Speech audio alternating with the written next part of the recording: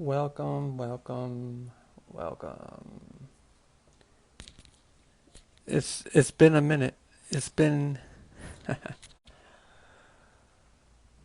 it's been a while since I did one of these lives. I've been in the cut. I've been doing some work. I've been doing some work. I've been doing some work. Now, this video or this live is about, are you nurturing your own timeline, or are you just watching everyone else on their own timeline, trying to be on someone else's timeline instead of being on your own timeline and actually nurturing and actually creating the things you want? Like, are you doing, like, nurturing is watering your own grass, having focus on what you want to be created instead of, taking in what everyone else is saying, taking in what everyone else is doing, because we're all on different timelines. Hey, gosh, out. We're all on different timelines. And the key to being on your own timeline is kind of really nurturing and taking the time to do the steps on focusing on what you want to create, what you want in life, in relationships. A relationship is a big, big, big key to, this experience in your mindset.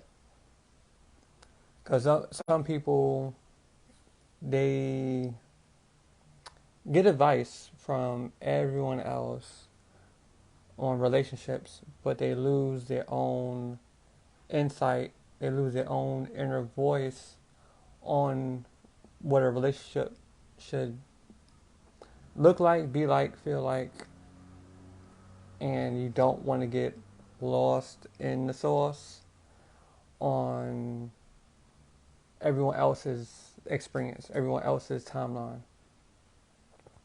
Because you can have it, because, social media, if you look on social media, you'll see like some people complaining about relationships, some people having bad experience with relationships, and then we're like portals, meaning we take in a lot of information. Grand Rising. We take in a lot of information.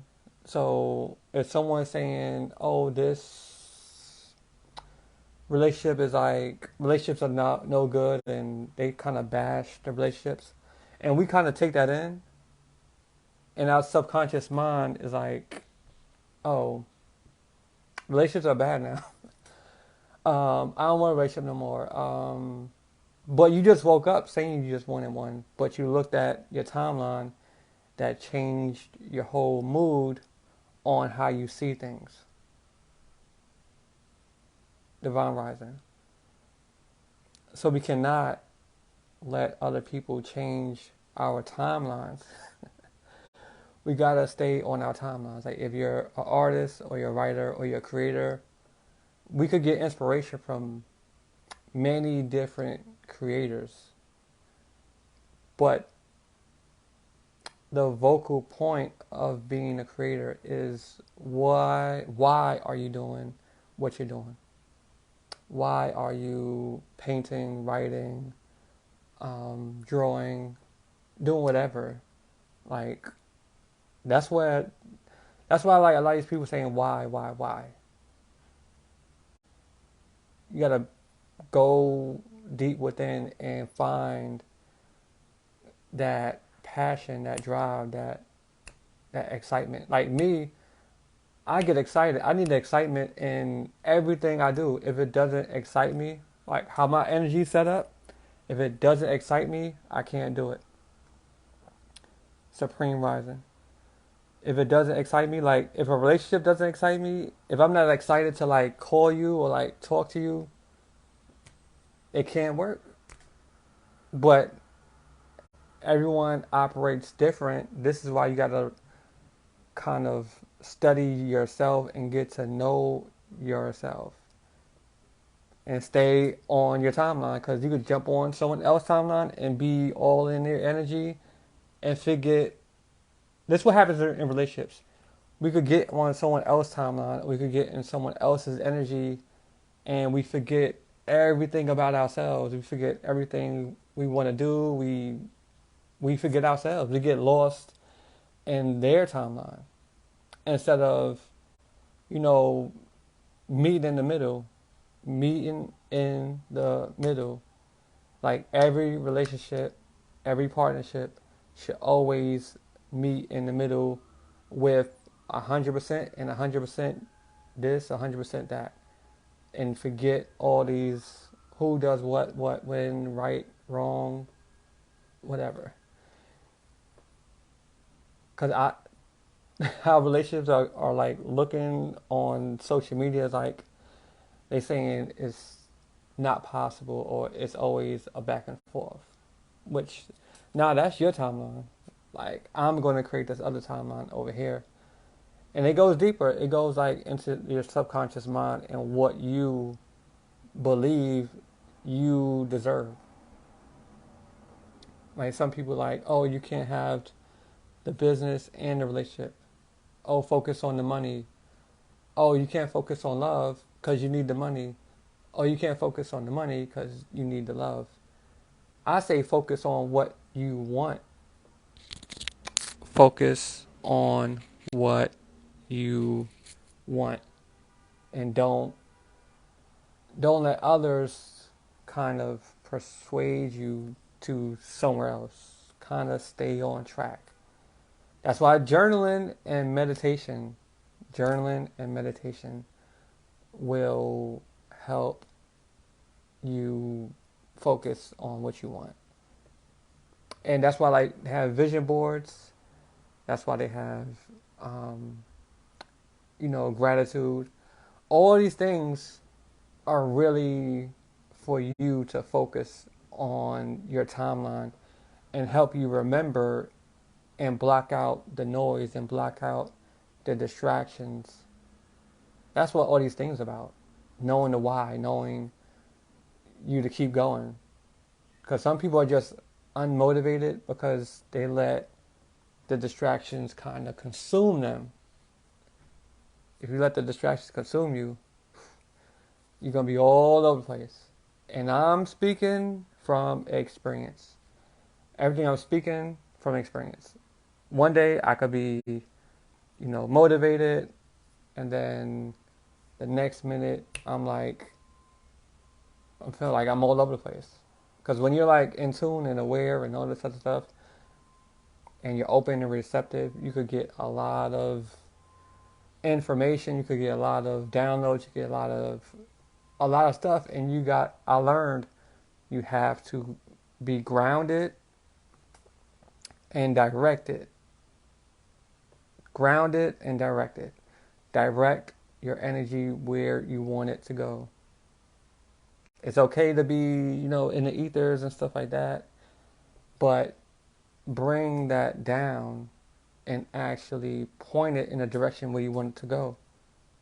Like if you want to focus on music, if you want to focus on getting a house or getting this, getting that, it's not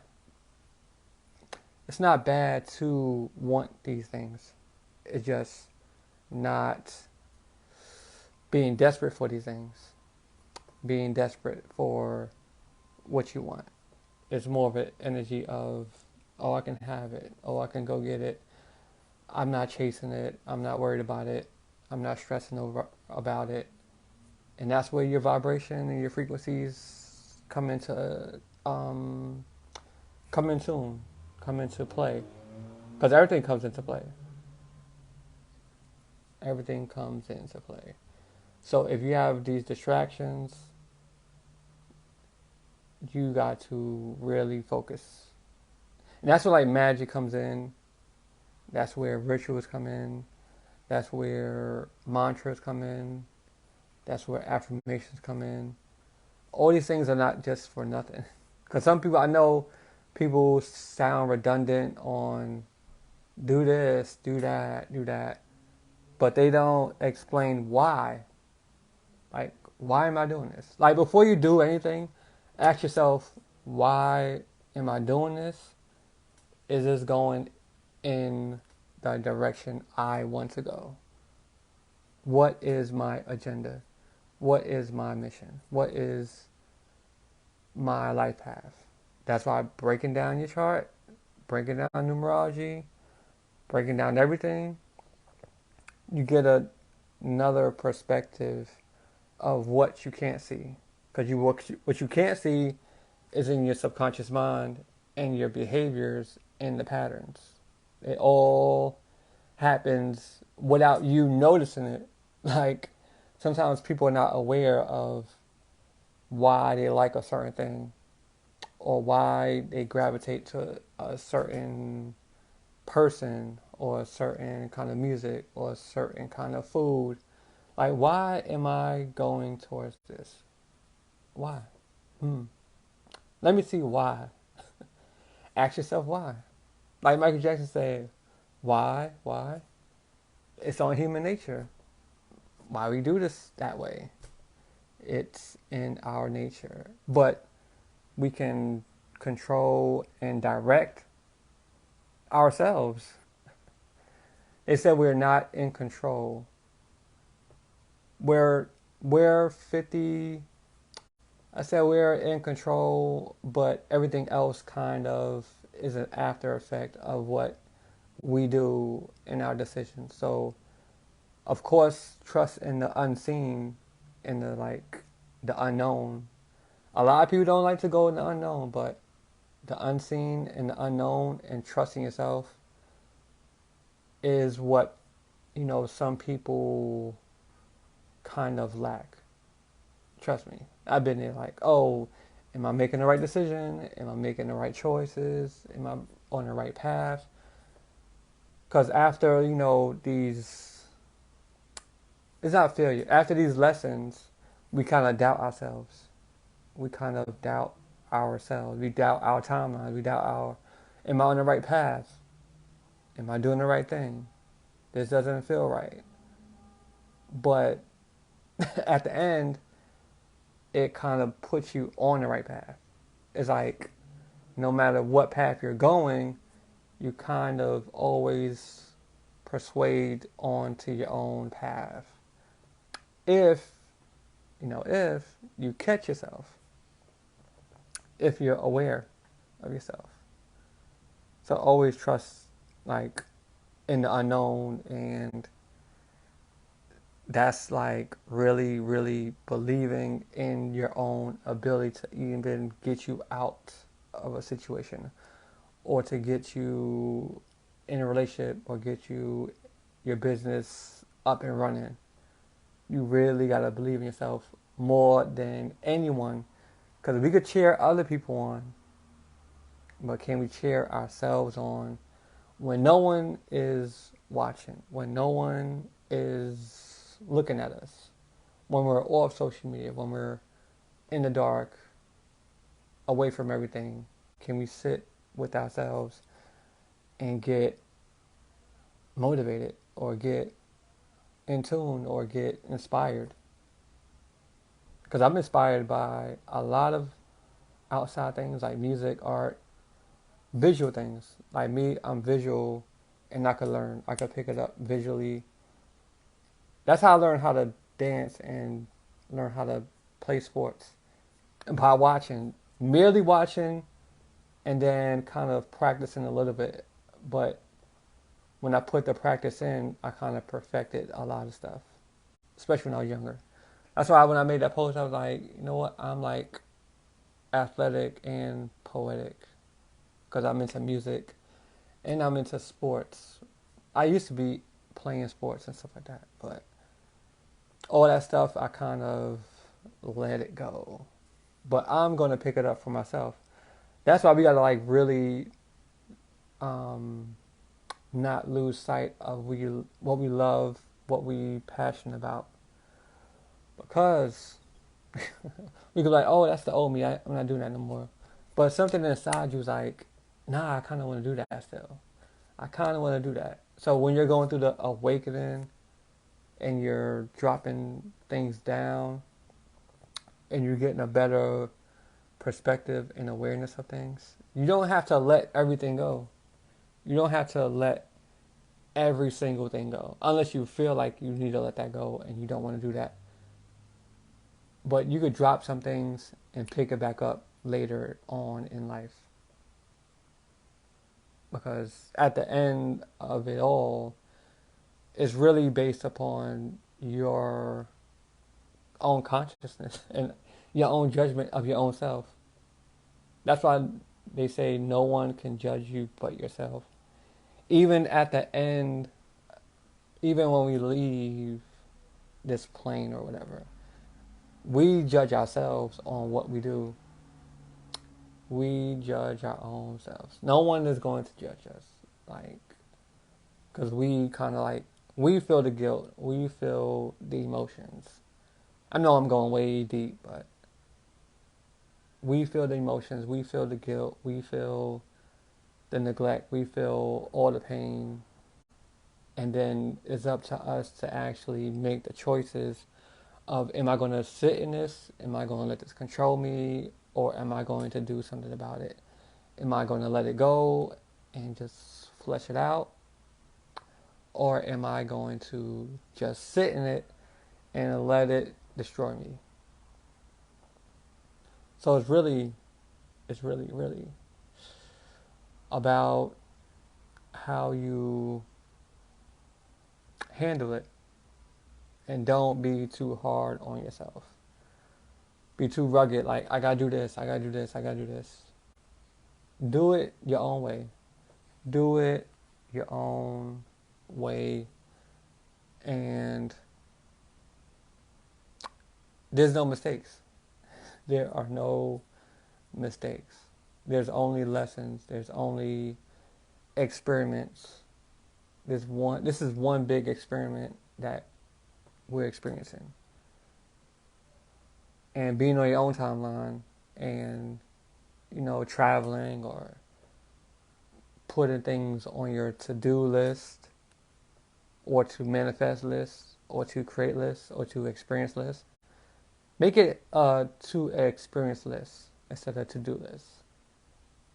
Write that down. Create to experience list.